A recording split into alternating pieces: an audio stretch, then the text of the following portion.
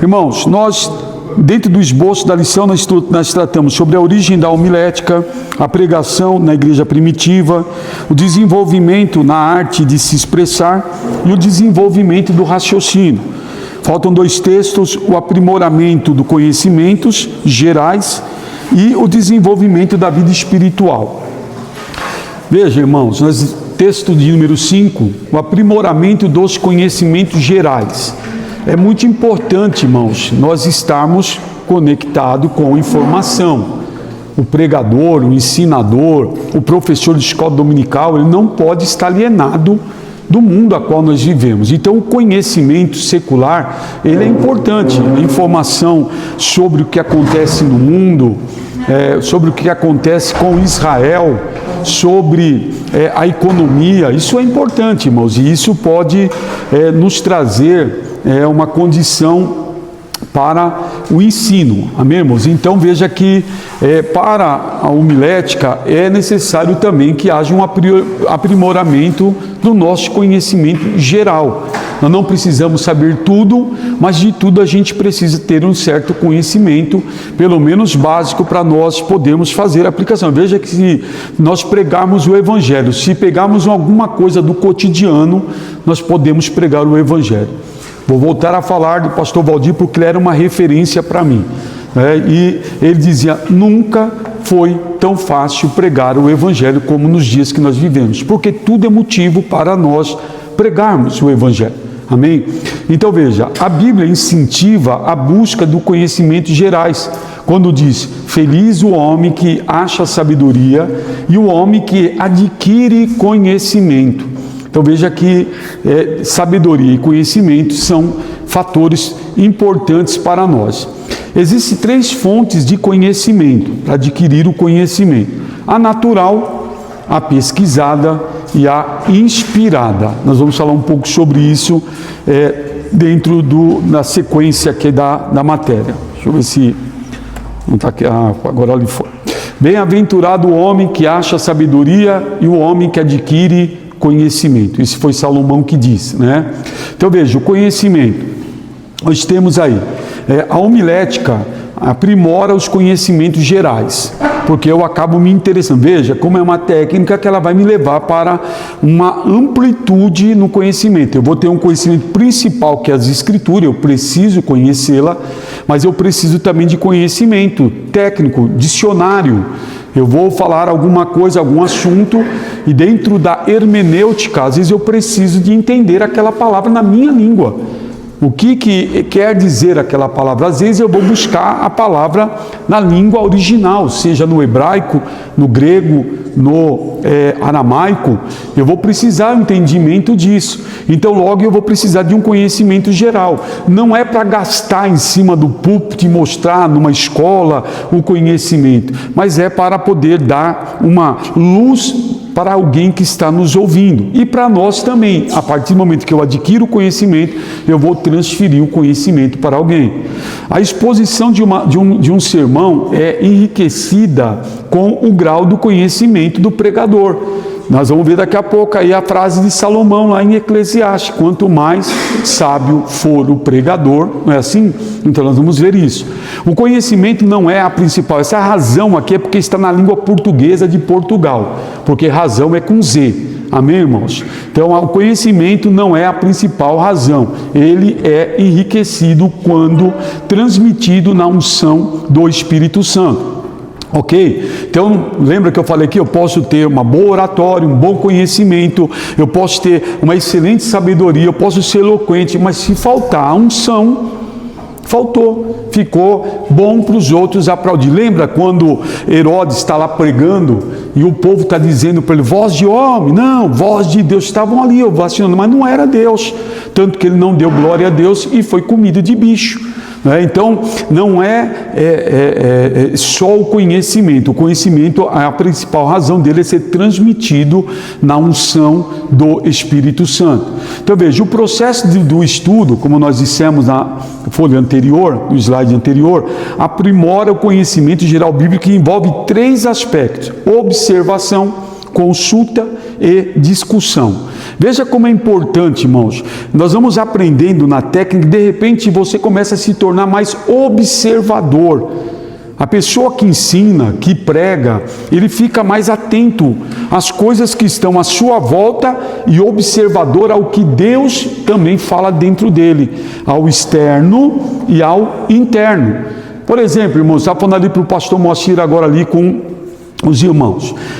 Às vezes você está andando pela rua e de repente você viu a nuvem, aquela nuvem te chamou a atenção e através daquela nuvem Deus traz ao seu coração algo.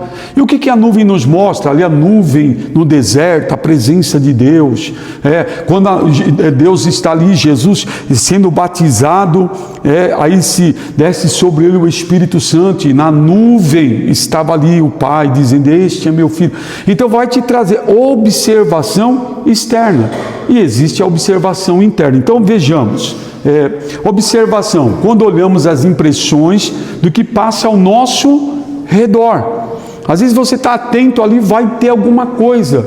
Às vezes eu estou ali preparando e de repente Deus vem, traz uma mensagem de algo que está acontecendo. Me tornei um observador. Eu já preguei mensagens sobre corrida, sobre caminhada, fazendo caminhada. O Espírito de Deus falou ao meu coração e me fez lembrar algumas coisas. Por exemplo, Paulo chegando para a igreja de Gálatas e disse: vocês estavam correndo bem, por que vocês pararam? E aí vai desenvolvendo, daqui a pouco você está lá, e nós também que estamos rodeados de uma tão grande nuvem de testemunho, deixemos todo embaraço, todo o pecado que tão de perto nos rodeia e corramos com paciência a carreira.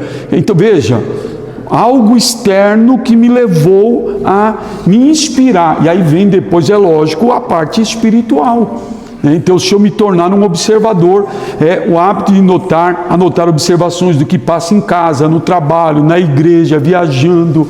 Às vezes eu falo alguma coisa aqui de agricultura, eu vou muito para o interior, então eu estou observando o desenvolvimento que está acontecendo. Então, você está observando e fala: opa, peraí. Aí Deus vem, te enche, te traz a mensagem, e você não vai criar uma exegese, você vai pegar a Bíblia pela Bíblia e transmitir algo que você aprendeu. Porém, você também pode observar para dentro, quando o pregador examina seus próprios sentimentos, pensamento, observando o que se passa dentro de si. Nós somos ser tricotômico, ou seja, nós temos espírito, alma e corpo. A alma está o sentimento, a evolução. A alma está ali, os sentimentos que nos faz relacionar com o mundo externo. Mas e o Espírito? O Espírito é que me faz relacionar com Deus. E Deus fala no nosso espírito, se comunica conosco. Então essa é um olhar para dentro, através dos pensamentos, sentimentos, observando o que se passa dentro de si.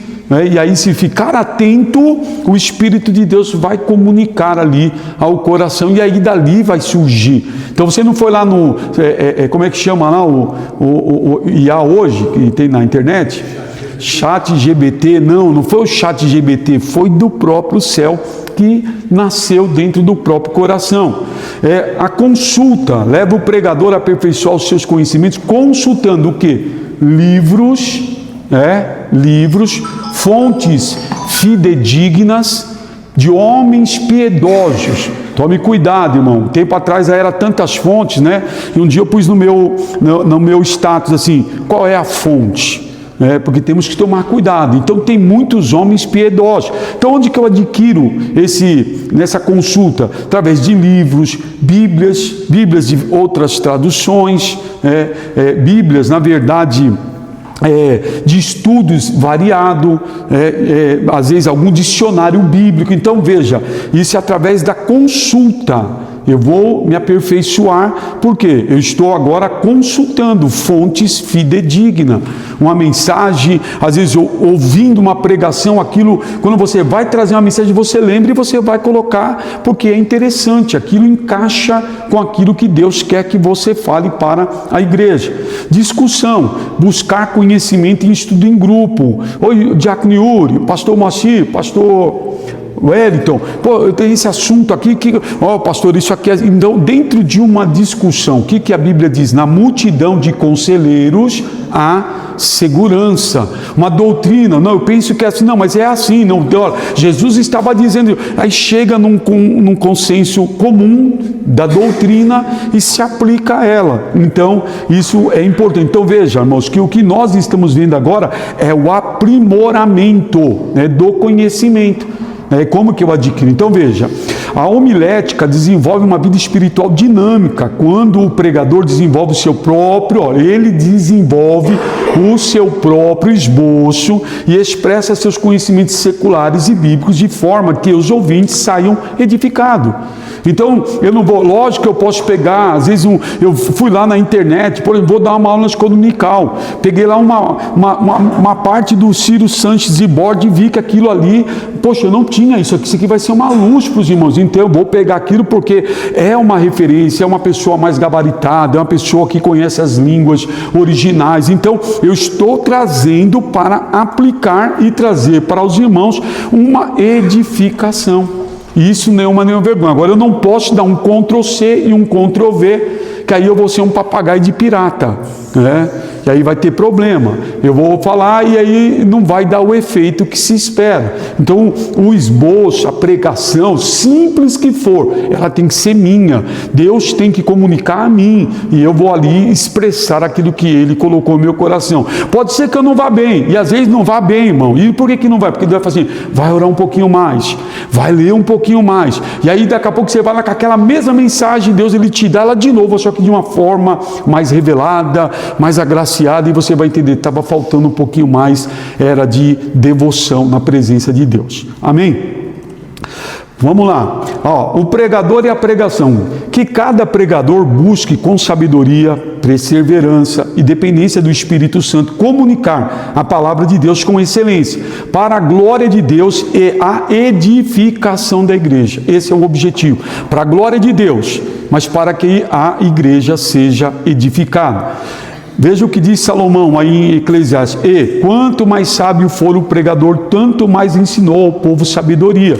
E atentando e esquadrinhando, compôs muitos provérbios. Procurou o pregador achar palavras agradáveis e as escreveu com retidão, palavras de verdade. As palavras dos sábios são como aguilhões e como pregos bem fixados pelos mestres nas assembleias, que nos foram dadas pelo único pastor. O que é que nós somos comparados, irmão? A igreja é comparada como uma madeira, né? E o que nós colocamos na madeira? Prego. Mas pega uma ripinha aí e coloca lá um 17x28 para você ver que você racha ela. Pega lá uma madeira de lei, uma peroba, já velha, e põe uma taxinha nela. Não entra.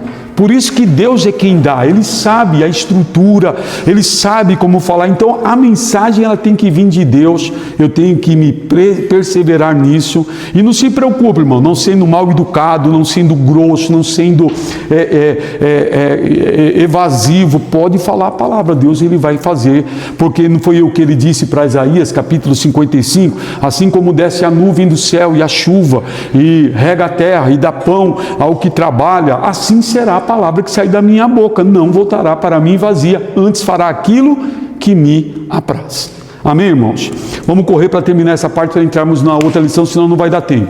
O desenvolvimento da vida espiritual. Então veja, isso nós estamos falando tudo ainda, já está envolvendo um pouco aí o pregador, mas veja lá, o desenvolvimento da vida espiritual. Não pode haver verdadeiro sucesso na pregação sem o cultivo de uma vida espiritual e dinâmica. Não basta apenas conhecer as regras homiléticas, saber fazer um esboço de sermão, ter facilidade de expressão, nem possuir grandes conhecimentos seculares, pois a pregação exige também uma vida de consagração a Deus. Preparei tudo, fui lá, mas o meu momento devocional tem que ter. E isso é todo dia. É feliz que nem eu tenho tempo para isso, irmão. Talvez o irmão não tenha, mas eu tenho que ter um momento de consagração, de devocional, o meu período da oração. E aí a gente vê as pessoas, mas pastor, eu não tenho tempo. A questão não é ter tempo, a questão é achar tempo dentro do seu tempo.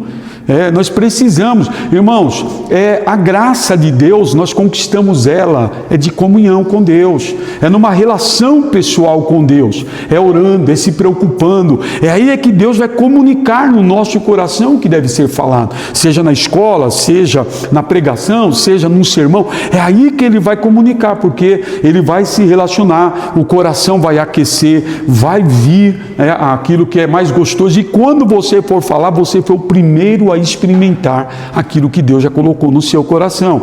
Então é indispensável a oração, o jejum, a leitura da palavra, o devocional. O devocional, irmãos, ele é de suma importância. Veja, é impossível separar a pregação da devoção.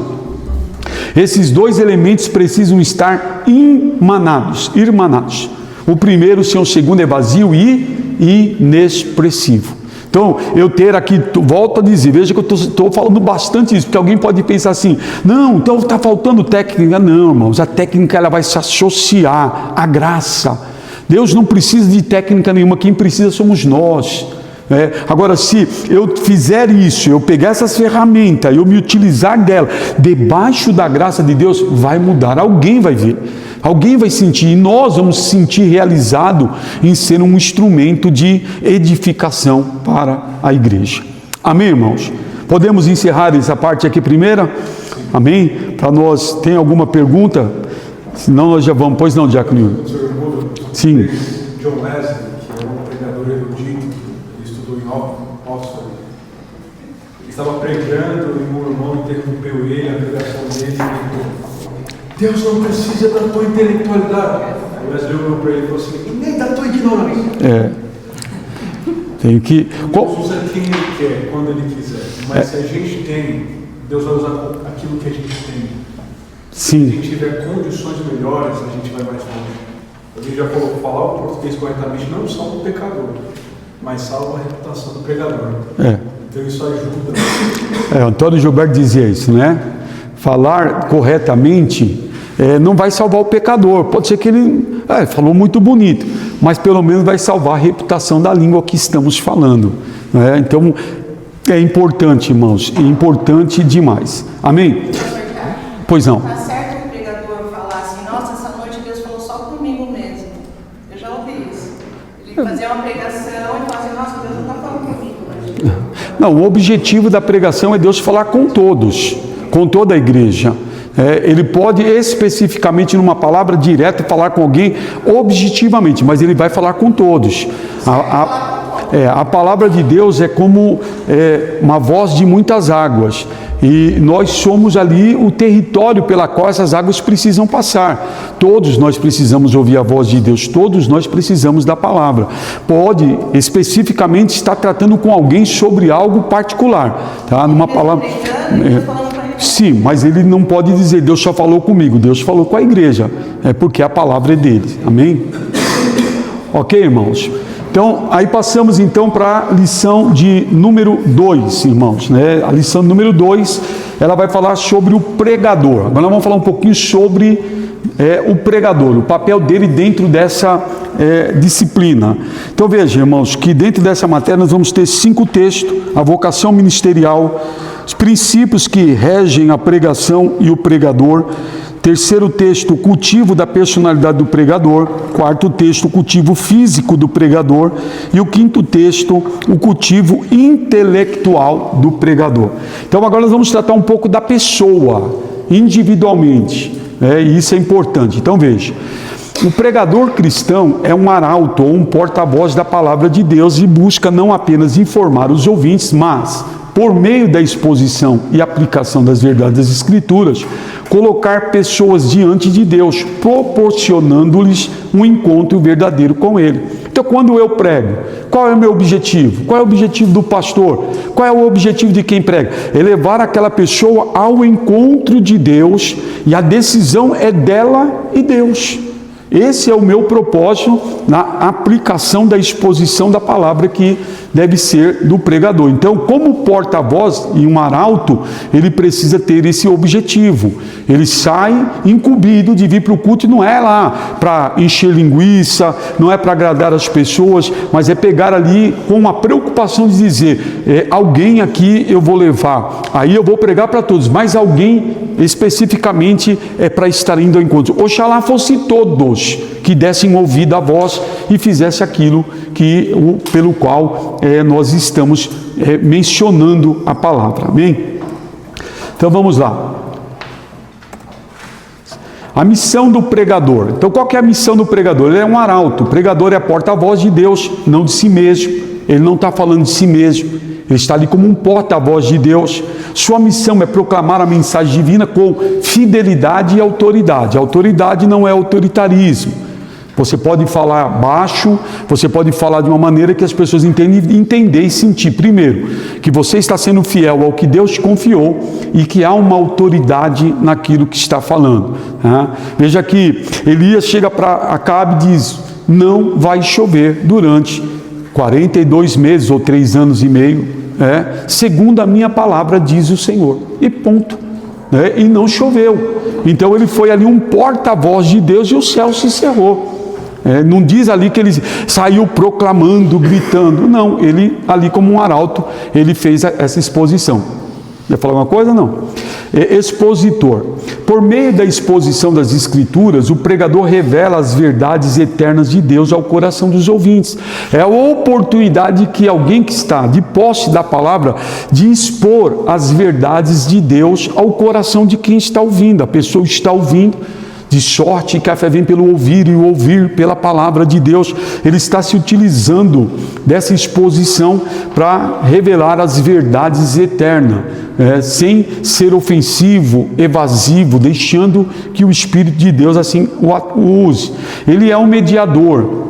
Seu objetivo final é colocar a pessoa diante de Deus, proporcionando um encontro verdadeiro e transformador com Ele. É o desejo nosso, quando a gente está ali, depois que a gente prega, nós vamos ver isso mais para frente, sobre a pregação, o sermão. Qual é o objetivo? É levar o pecador a vir ao encontro de Deus e sair dali transformado, sim, transformado. Não vir só num ato de um ritual. Não, ele está indo lá, ele entendeu, ele sentiu a palavra e ele está indo ali na frente realmente porque ele quer abandonar o pecado, ou porque ele quer renovar as forças dele, ou seja, esse é o objetivo do mensageiro da parte de Deus. Pois não. Esse ponto é bastante interessante, porque se nós entendermos assim, pelo que a Bíblia fala, tanto de Gênesis e Apocalipse, ela fala sobre salvação, ou Deus tentando trazer o homem de volta para Ele. Então, se a gente entender toda a mensagem, você está levando, por exemplo, tanto crente como não crente na igreja, uma visão de que um pregador tem que ter. Vou pregar numa igreja, não preciso perguntar, quem que não é crente aqui? Não preciso perguntar. Mas a mensagem, se ela estiver vindo debaixo de uma oração, e que Deus pôs no coração, que eu entendo assim, porque todo pregador tem que estar preparado para pregar debaixo da oração. Mas existe aquele que tem a arte ou a prática de pregar. Isso é um perigo, porque eu vou pregar, eu não orei, eu jejuei, mas eu tenho leitura bíblica, mas eu tenho a arte de pregar. E às vezes você não tem resultado, você não vê resultado nisso daí. Sim. Mas o que eu entendo é que a mensagem que é pregada ou ensinada, porque Jesus pregava ensinando, né? Pode ver que nós aprendemos assim, né? Pregando e ensinando. Ela sempre vai trazer resultado. Ou se não tiver nenhum pecador na igreja, vai levar os crentes para perto mais de Deus. Ou vai levar os crentes a ter a consciência que ele tem que trazer o pecador para ouvir. A mensagem, pastor Carlos, seja o culto que for, ela tem que ser cristocêntrica. Seja o culto que for, você pode pregar de Gênesis a Apocalipse, você pode pregar o juízo ou você pode pregar a bênção. ela tem que ser cristocêntrica, porque se tiver um pecador, e deve ter, e esse deve ser o nosso objetivo, eu tenho que ter esse entendimento, que eu estou ali com a oportunidade de levar aquela pessoa ao encontro de Deus. O primeiro apelo que a gente sempre faz é esse, seja a mensagem que a gente pregou, nessa oportunidade vamos estar orando. Eu não sei o que Deus falou ao teu coração, mas quem sabe você ainda não entregou a tua vida para Jesus, você veio aqui, e aí dentro daquilo que você falou, você veio aqui, e Deus falou assim ao teu coração, você entrou aqui perdido, Jesus quer salvar a tua alma, primeira rede que você está lançando, aí alguém levantou a mão ali, aí outro levantou ali, mas quem sabe você se afastou, ou está fraco na fé, então o apelo ele vai abrangendo, e esse é o objetivo, por isso que a minha mensagem tem que ter objetivo, senão não adianta nada. Tá? E ela não pode ser técnica só, ela não pode ser lá, pega lá, hoje eu vou falar, essa igreja, eu vou pegar esse texto, é isso aqui que eu vou falar, não vai acontecer nada, irmão, amém? Vai todo mundo ficar feliz, mas não vai acontecer nada, amém? Primeiro texto, então, a vocação ministerial, porque nós vamos falar agora do pregador, então a vocação ministerial. Então agora nós vamos falar um pouco sobre aquela pessoa que é vocacionada, que é diferente, então nós vamos ver isso aí. O ministério da palavra ou da pregação tem o seu lugar de destaque no trabalho cristão. Para exercer este ministério, torna-se necessário que tenhamos a compreensão exata do caráter sublime da vocação ministerial. A competência puramente humana é de nenhuma valia no desempenho desse ministério, se aquele a que ele se dá não foi vocacionado e chamado pelo Senhor da Seara. Ok? Então eu posso estar ali, vamos dizer que a pessoa tem todas as qualificações, é um bom orador, por exemplo, os irmãos que militam na área de direito, tem que falar. Uma pessoa que é deputado federal, senador, é parlatório, ele tem que falar. Então tem uma boa oratória, faz curso de oratória, é eloquente, fala ali com envergadura, mas se não tem chamada, não resolveu nada. Pastor Valdir falava que uma pessoa tem que ter 5 coisas: chamada de Deus, dom de Deus, vocação, personalidade e graça. Essas 5 coisas são necessárias.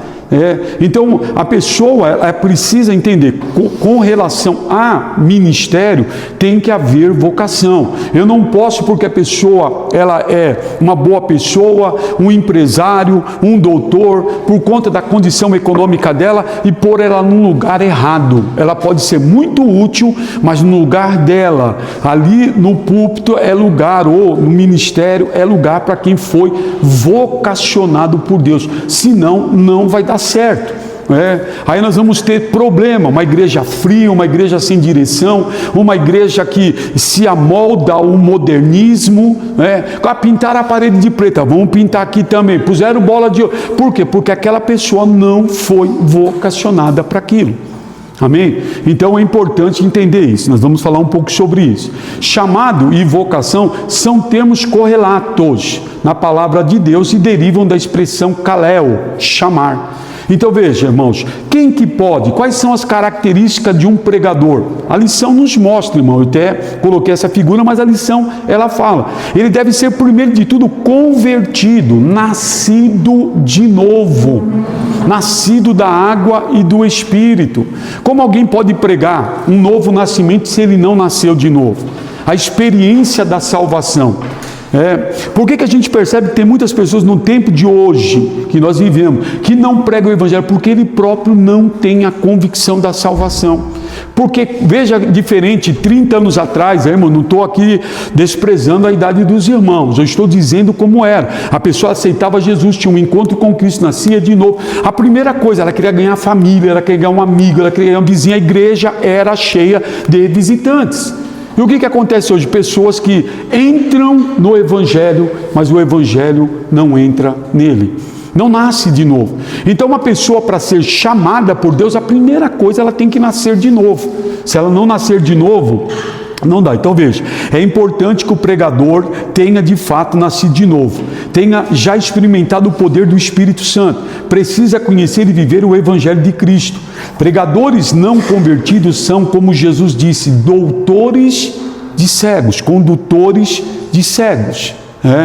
Veja, irmãos, existe pelo menos 3 batismos na Bíblia. 3. Batismo nas águas. O que é batismo na água? Imergir em água. Tá? Tem o batismo com o Espírito Santo. Quando a pessoa ela é imergida no Espírito. E tem o batismo de Cristo. E qual que é o batismo de Cristo? O novo nascimento. É a pessoa estar em Cristo. Como Paulo diz em Gálatas 2:20, vivo não mais eu, mas Cristo vive em mim. E a vida que agora eu vivo na carne, vivo na fé do Filho de Deus, o qual me amou. Então veja que é importante, e a característica principal, prioritária do chamado, passa pelo novo nascimento. É uma pessoa que tem experiência com a salvação. Ele é uma nova criatura. As coisas elas passou. Ele está agora caminhando. Então esse é o primeiro e mais importante. Porém, nós vamos ver, irmãos, que existem dois tipos de chamada. A Bíblia apresenta dois tipos de chamada, a geral e a individual. O que é a chamada geral? Abrange todos os crentes em Cristo. O pregar o Evangelho é só para o pastor? É só para aquele que prega? Não. Ali é uma chamada universal. É o ide imperativo. Ide por todo mundo, pregar o Evangelho a toda criatura. Quem crer e for batizado será salvo. Esse ide é para todos. É para todos. A mulher samaritana acabou de ser salva por Jesus e ela foi pregar para o samaritano. Mas ela tinha chamado para aquilo? Ela foi chamada, chamamos ela de missionária, porque ela fez um trabalho missionário entre os samaritanos. Mas ela, na verdade, foi lá e disse: vinde e vede. Ou seja, a pregação dela foi simples para a salvação. Então é uma chamada geral, é para todos os crentes. É o chamado universal de Deus a toda a humanidade para a salvação e o discipulado. Porque Deus quer que todos sejam salvos e cheguem ao conhecimento da verdade. Porque Deus amou o mundo de tal maneira que deu seu Filho unigênito para que todo aquele que nele crê não pereça, mas tenha vida eterna. A salvação, irmãos, pega Paulo dizendo: a graça de Deus se há manifestado, trazendo salvação a todos os homens. É uma chamada universal. Agora, a chamada individual é diferente. Essa pessoa que foi chamada, no geral, alguém ali Deus chama individualmente, chama especificamente. E a esse que ele chama, ele capacita, ele dá dom, ele prepara. Agora, tudo bem, Deus me chamou, falou que eu vou ser pastor, então eu vou ficar sentado aqui. Não, aí eu vou me preparar. Procura apresentar-te a Deus como obreiro aprovado. Então, apresentar-se a Deus. Deus também vocaciona alguns para um ministério específico.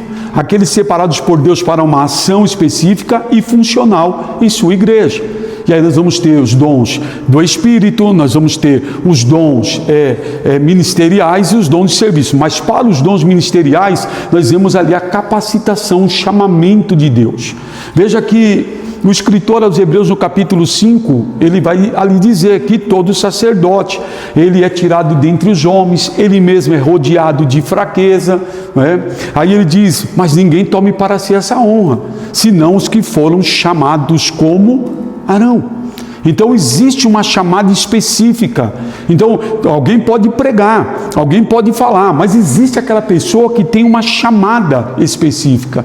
E nós temos que ter esse entendimento, discernimento, para nós não errarmos. Veja o que Paulo diz aos Romanos. Paulo, servo de Jesus Cristo, chamado para ser apóstolo, separado para o Evangelho de Deus, expressando que é servo de Cristo, porém com um chamado ministerial específico, ser apóstolo. Então veja aqui o chamado de Paulo, missionário Paulo, no seu chamado ele era um apóstolo. Então ele foi chamado primeiro para ser servo, escravo, doulos, mas ele também era um apóstolo, da vontade de Deus.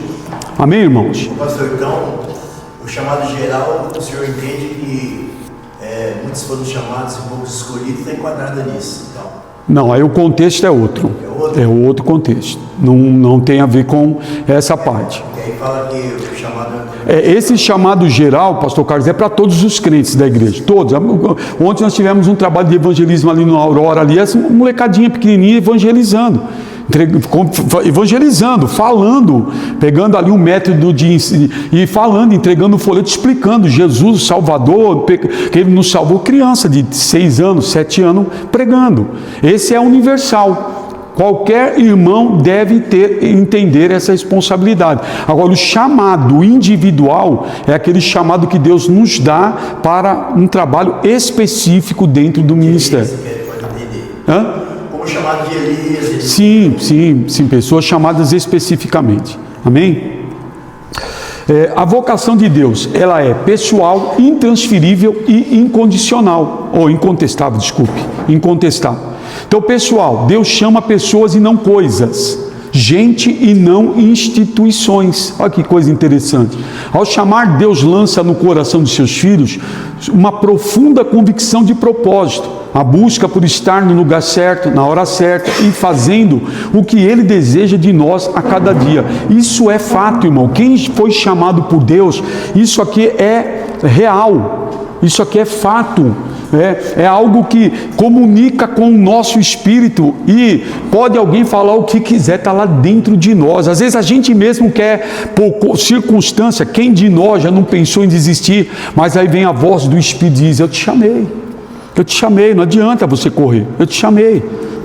Então isso é pessoal, é intransferível. O propósito de Deus é único e personalizado. A vocação não é um projeto, mas um estilo de vida. Não se baseia em listas de tarefas, mas em um relacionamento único, pessoal e intransferível com o Pai. Não tem como eu pegar a minha chamada e passar para o irmão. O irmão pode ser até mais qualificado do que eu, mas a minha chamada, ela é, na verdade, intransferível. A do irmão e assim sucessivamente. Ela também é incontestável. A voz de Deus é clara. Ao chamar, Ele produz em nossos corações profunda convicção. Irmãos, isso aqui não tem como explicar. Você vive isso. Os irmãos aqui que são chamados por Deus especificamente, sabem que isso aqui é a maior verdade. Essa voz, ela é tão maravilhosa que ela produz convicção. Não existe como falar assim, pode vir a voz que vier. A voz que fala é a de Deus. Traz uma convicção dentro do nosso interior. Veja, sua palavra é comparada a muitas águas e ao trovão. Quando Deus chama, somos tomados pelo desejo de segui-lo.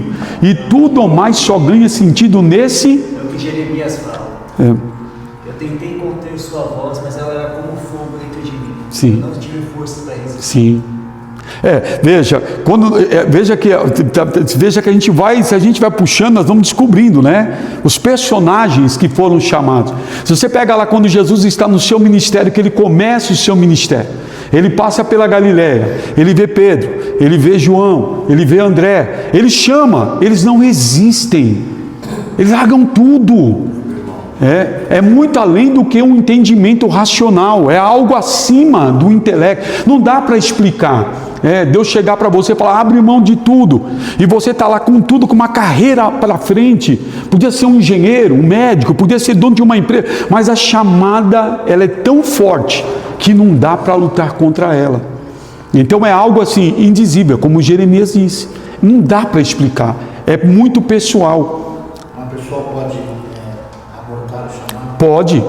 Pode, porque é o livre-arbítrio, né? É o livre-arbítrio, mas ele sempre sabe que ele tem, e tudo que acontece na vida dele que ocorre de contrário, ele sabe que é porque ele não está como Deus queria que ele estivesse, mas ele pode, porque Deus vai respeitar o livre-arbítrio, e porque essa chamada ela não é,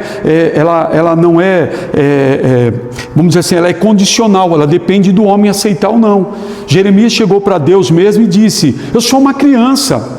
E Deus diz, não diga se eu sou uma criança, aonde quer que eu te mandar, tu irás, e tudo quanto eu te mandar, tu falarás, eu serei contigo. Então, essa voz era muito mais forte, era como um fogo que aquecia.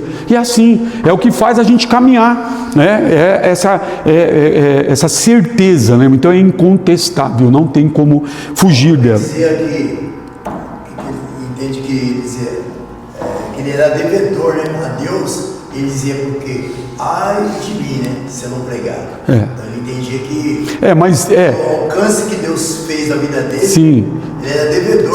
Sim. Era assim, era uma dívida de gratidão. E não como que eu sou obrigado, né? Às vezes você vê alguém e fala assim, eu tenho que pregar o evangelho, porque se eu não pregar o evangelho, ai de mim. Não, eu tenho que pregar o evangelho porque eu sei que esse privilégio, essa bênção, essa dádiva, Deus confiou a mim, então eu tenho que pregar, porque vai chegar uma hora que a noite vem. Jesus está lá na Galileia, aí ele está lá em Cafarnaum, ou seja, aí ele encontra, na verdade, com um cego de nascença. Quem pecou? Esse, seus pais, para que esse nascesse assim? Nem esse, nem seus pais fizeram isso. Mas esse nasceu assim para que nele se manifeste as obras de Deus. Convém que eu faça as obras do meu Pai enquanto é dia, porque a noite vem quando não se trabalha. Então veja, essa dívida é que nós sabemos, se eu não fizer agora, pode ser que amanhã não dê tempo de eu fazer.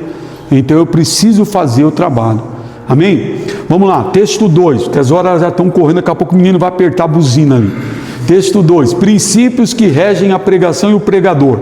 Para que uma mensagem obtenha resultados positivos, é preciso que o pregador conheça basicamente 3 princípios de suma importância, que regem tanto a pregação quanto o pregador.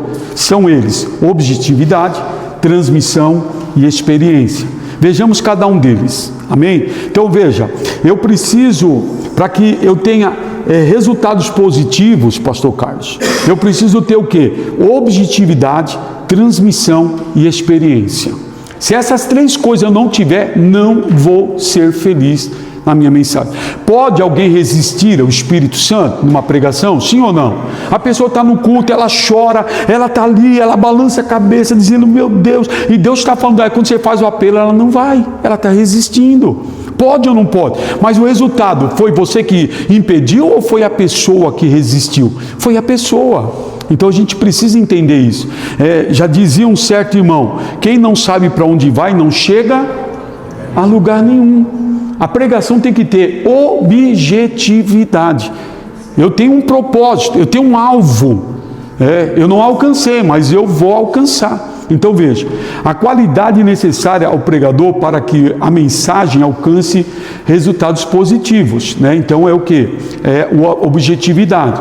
O sucesso da pregação verifica-se quando a mensagem redunda em louvor e glória a Cristo e não ao pregador. O propósito da pregação não é exibição, mas a transmissão da mensagem divina. Então eu estou ali como um porta-voz, eu estou ali para transmitir a palavra e com um objetivo, eu quero levar a Cristo ser glorificado. E como que eu vou levar a Cristo a ser glorificado? O pecador está lá, eu vou apresentar o estado que ele se encontra. Porque se não tiver, ele não entender o estado que ele se encontra e que existe um estado que Cristo pode mudar a vida dele, ele não vai se decidir. Então aí a objetividade é, eu vou pegar o pecador e vou junto com ele transportar ele das trevas para a luz. Agora a decisão se ele vai querer ficar na luz é com ele, mas eu levei ele com objetivo a isso. Então eu tenho que ter esse entendimento na mensagem. Senão eu não vou ter resultado. Então veja, a objetividade envolve 3 aspectos: o alvo, o sucesso e o resultado. Então veja, o alvo que eu tenho que ter, qual é o propósito? Eu quero glorificar a Cristo, como nós estamos aqui. É quando a mensagem redunda em louvor e glória a Cristo. Então eu vou mostrar o pecador perdido, distanciado, que não pode fazer nada. Estou dando um exemplo de uma mensagem, que ele está caído, derrotado, mas que há um Cristo que mesmo sendo Deus, ele o ama e quer mudar a vida dele, quer perdoar ele, quer mudar a história dele. Então o meu objetivo é levar ele a um encontro de Cristo. E se eu conseguir isso, o resultado vai ser um sucesso.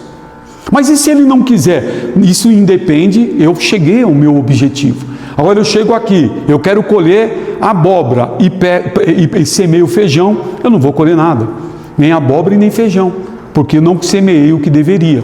Então o primeiro aspecto aqui é objetividade. O segundo, transmissão.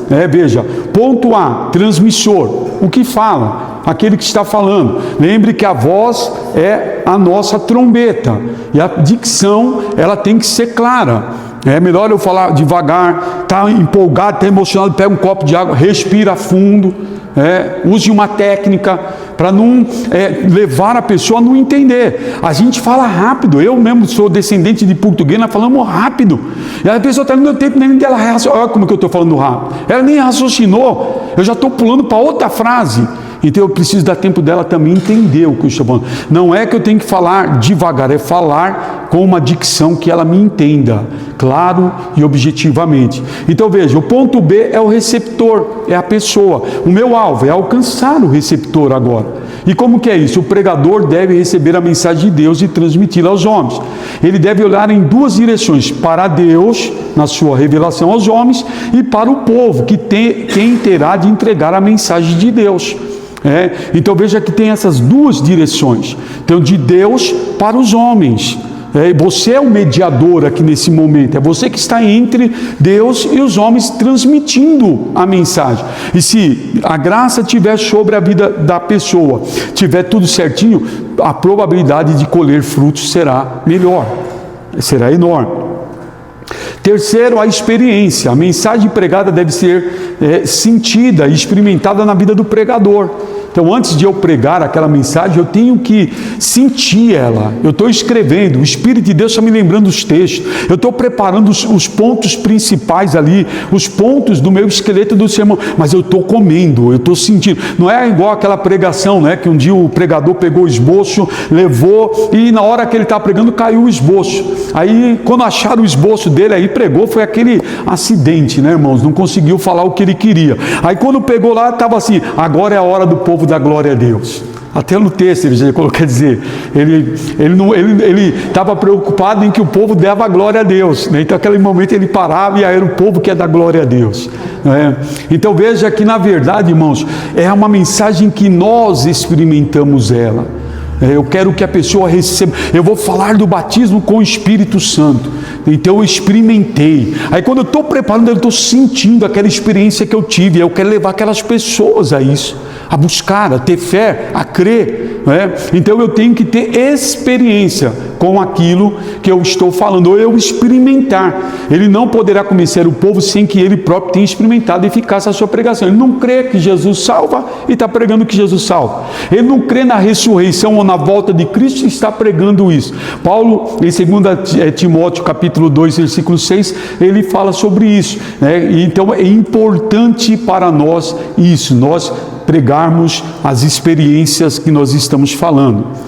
O pregador eficaz é aquele que integra os três princípios: foca em Cristo, que é a objetividade, recebe e entrega a mensagem fielmente, a transmissão daquilo que Deus colocou em seu coração, e vive e prega a experiência. Isso é importante. Então, qual é o meu objetivo? Levar Cristo, levar a mensagem, levar ao pecador, ou mesmo à igreja. Ontem nós pregamos lá no Nações Unidas, e o tema que Deus me concedeu foi Salmo 122. Alegrei-me quando me disseram vamos a casa. Mas ali são tudo crente. E o que você vai pregar? Aí você tem que se preparar antes, para você chegar e trazer a consciência da importância, como eles, o que Deus falava lá em Êxodo, na construção do tabernáculo: me faz um santuário para que eu habite no meio deles. Então levar a igreja a consciência que vir à igreja é estar na presença de Deus. Mas eu não estou lá em casa, tá? Mas é que aqui está a igreja. Aqui não está um tijolo, uma parte, está toda a igreja reunida.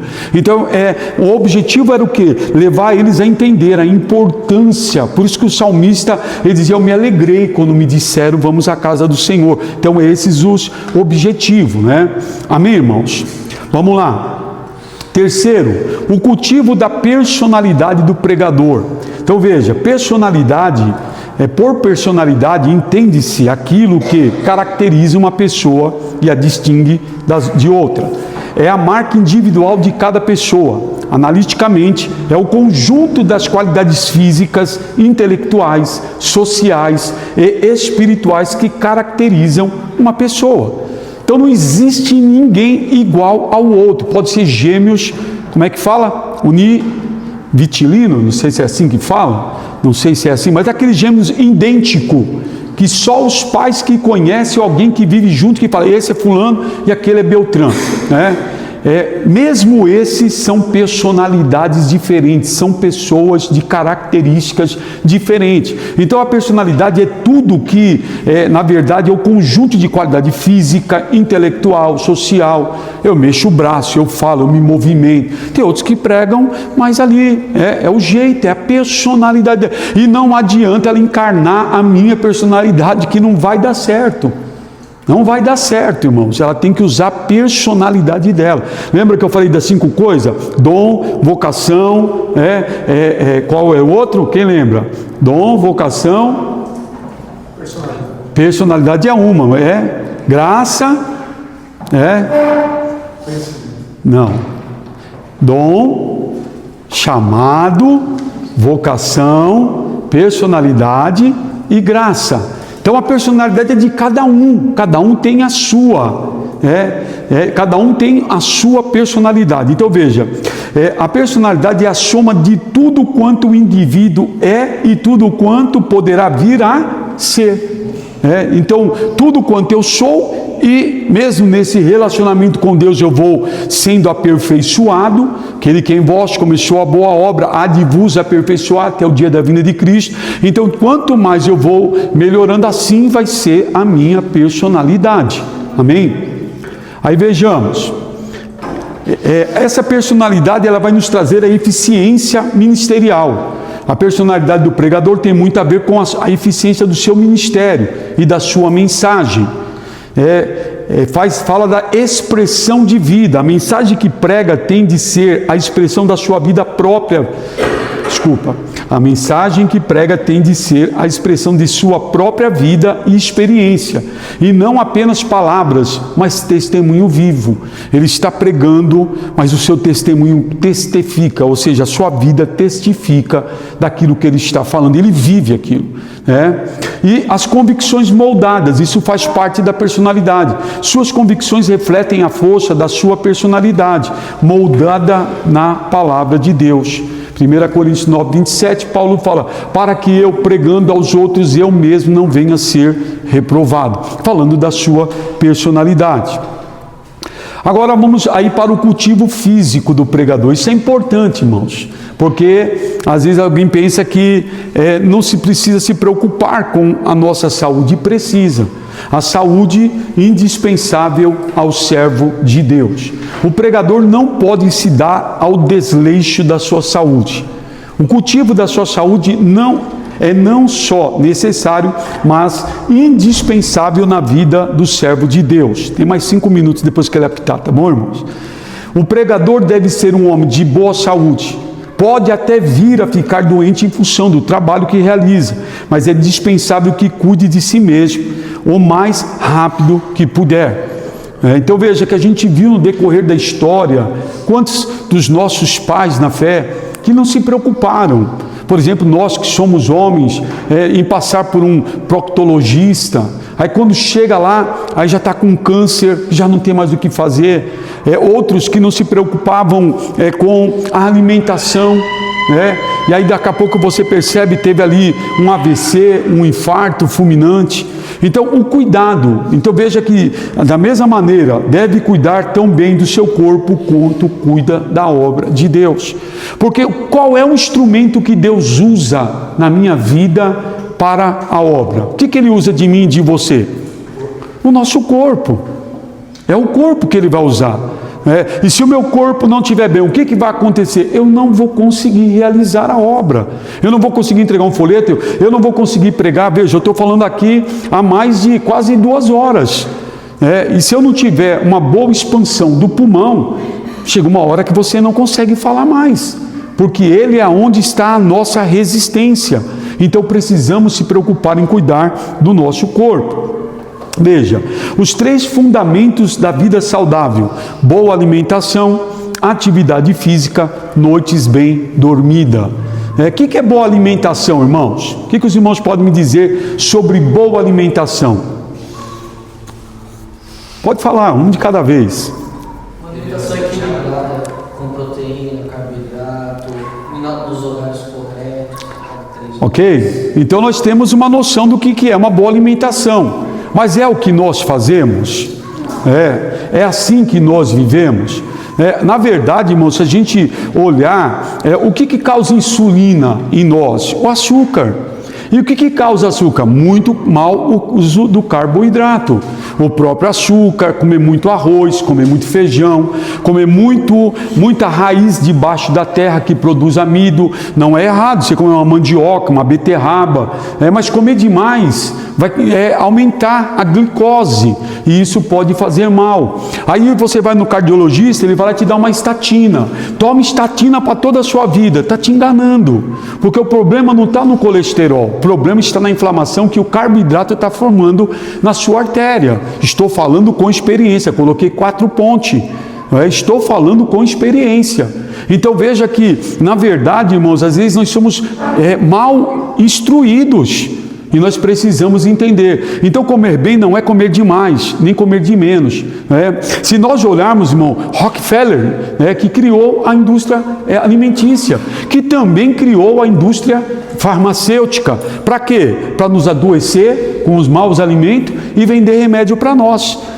Qual é a melhor maneira de se curar? É com uma alimentação balanceada, comendo mais proteína, jejuando, irmãos, num jejum intermitente. Então isso eu estou falando aqui, na verdade, de alimentação. Então beber água você pode beber à vontade, mas não só água. Põe um pouco de sal integral, não o refinado, sal integral, por causa dos minérios, dos eletrolíticos, que vai fazer com que você tenha recuperação dos minérios, porque se tomar só água, vai embora os restos dos minérios. Então veja que tudo isso é importante e nós não tomamos cuidado, comemos demais. Tomamos cuidado, comemos fora de hora. Por exemplo, qual é o horário ideal para nós comermos? Até 8 horas da noite. A noite deveria ficar para nós dormirmos. Qual é o horário que a gente dorme hoje? Irmãos, outro dia eu vi um camarada falando dos excessos que havia antigamente, e é verdade, irmãos. Não podia ter televisão, e isso e aquilo, é verdade, irmão, mas quando eu não tinha televisão, eu era casado de novo, eu orava mais, eu dormia mais cedo, eu lia livros, eu lia a Bíblia. Hoje, irmão, qual é o crente que dorme antes da meia-noite, irmão? Qual é o crente que dorme antes da meia-noite? Não estou dizendo hoje que nós estamos na escola. A maioria fica até tarde na internet, irmão. Isso é um péssimo costume. O corpo vai cobrar, irmão. Porque fora a boa alimentação, nós precisamos ter uma boa noite de sono. Pelo menos 7 a 8 horas de sono. Para depois você fazer uma atividade física. Arrumar tempo para isso. Então veja que nós estamos falando aqui que isso faz parte da vida do pregador. Para que quando ele vai falar, ele tenha força. Quando voltei da cirurgia, pouco tempo atrás, eu passei mal aqui pregando, porque meu pulmão, ele estava, na verdade, ainda em expansão. Hoje eu consigo correr 12 quilômetros, depois da cirurgia. Mas o que é isso? Atividade física, boa alimentação, cuidado, porque se eu tiver mais 5 anos de vida, mais 10 anos de vida, é para gastar e me deixar gastar pelo reino de Deus. Mas o que adianta eu estar bem para a igreja e ruim para a minha família, e ruim para mim mesmo? Então o obreiro, a pessoa, o chamado, precisa se cuidar, e ter também a atividade física, irmãos, principalmente depois dos 50 anos, quando a gente começa a perder os músculos, a nossa massa, gordura boa vai indo embora, e aí sabe o que acontece? Cai, quebra o fêmur, e depois de um ano morre. A maioria dos anciões aí dos 60 para cima, que é a minha idade, a hora que cai, quebra o fêmur, não tem mais condição. Depois de 1 ano e meio morre de tanto sofrimento, porque é sofrido. Então que Deus nos ajude. O corpo é o templo do Espírito Santo. Cuidar da saúde física é também um ato de mordomia e dedicação ao ministério que Deus confiou ao pregador. É através desse corpo que Deus vai ser glorificado. É através desse corpo que eu vou pregar. É através desse corpo que eu vou falar. E se eu estiver bem de saúde, até para a própria igreja é bom. A igreja vai se sentir satisfeito com aquilo. Então é por isso importante. Para nós encerrarmos, irmãos, me dê só mais 2 minutos e a gente já encerra aqui, irmãos. O cultivo intelectual do pregador. O cultivo intelectual é o cuidado de buscar conhecimentos através do estudo, da pesquisa, da leitura, de bons livros que darão ao pregador condições de preparar seus sermões com sucesso. Então eu preciso ter isso, eu preciso ter um tempo. É por isso que preparar uma mensagem, um trabalho como esse, dá tempo, irmãos. Leva tempo. Não é chegar lá, você pega, dar um Ctrl+C, Ctrl+V. Não é isso. É sentar, é preparar, é estudar. Nós vamos mais para frente, quando chegar nos textos, para formar um sermão, os irmãos vão ver como que dá trabalho preparar uma mensagem. Nós podemos pregar por improviso? Podemos. Aí você vai num culto, de repente dá uma oportunidade. Você já foi ali, Senhor, se me derem uma oportunidade. Você foi num velório, não ia pregar, mas já está sabendo que você vai pregar. Se tiver uma oportunidade, já tem que estar ali de improviso com uma mensagem para aquele objetivo. Ou é um velório, você vai lá pregar, receba poder. É um velório, você vai lá pregar, receba aí cura. Não, o velório é para você pregar uma mensagem para aqueles que estão vivos, para que eles apliquem o coração e possam ser salvos. Então veja, aquele que prega ou ensina as verdades do Evangelho precisa conhecer, estudar e aprimorar-se no conhecimento daquilo que prega ou ensina. Agora nós estamos falando de Bíblia. Eu preciso estudar, eu preciso conversar com o texto, eu preciso procurar entender, e se eu não entender, procurar algumas fontes que me levem a compreender aquilo que eu estou estudando.